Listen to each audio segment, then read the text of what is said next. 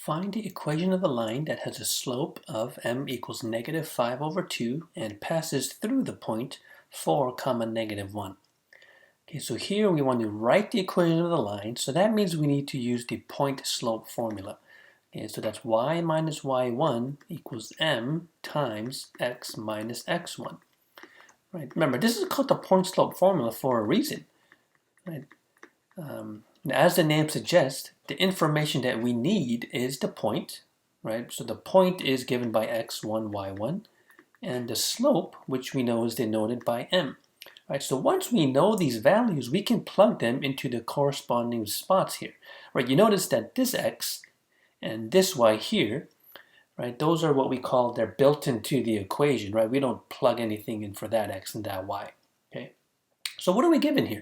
We are given the slope, right, m, which is equal to negative 5 over 2. We're given the point, so that means x1 is equal to 4, and y1 is equal to negative 1. And now we should be able to plug these three values into the equation, right? So y minus y1 is equal to negative 5 over 2 times x minus x1, which in this case is 4.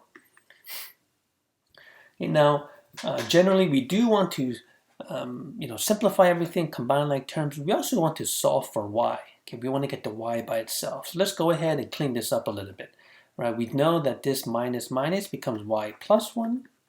And then on the right side here, I can distribute the negative 5 over 2 to each of these two terms inside the parentheses. So I get negative 5 over 2x, and negative 5 over 2 times 4, that's just equal to a positive 10. Okay, so finally I can subtract the 1 over here, and I get y by itself. So y is equal to negative 5 over 2x plus 9. Okay, this is going to be the final answer, right? This is what's known as slope-intercept form. Okay, this is called slope-intercept form whenever it's a linear equation and y is by itself. Okay, so here we know that the slope is the coefficient of x, which is negative 5 over 2, right? So what does the 9 represent then? Right, so the 9 would represent the y-intercept of this line.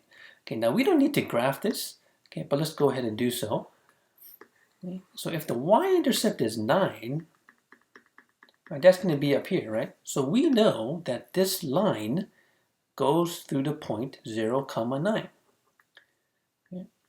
But the slope is negative 5 over 2, right? So what does that mean? If the slope is negative 5 over 2, okay, that means that we're going to go down 5 units. So 1, 2, 3, 4, 5. And to the right 2 units here. Okay. Then we can go 1, 2, 3, 4, 5. Okay, and then down to the right 1 unit again. Okay, notice what this point is down here, right? This point should be the point 4 comma negative 1.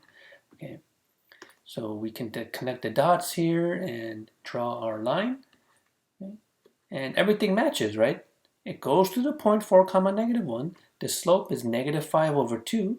Okay, and we've found the y-intercept here, which is going to be 9.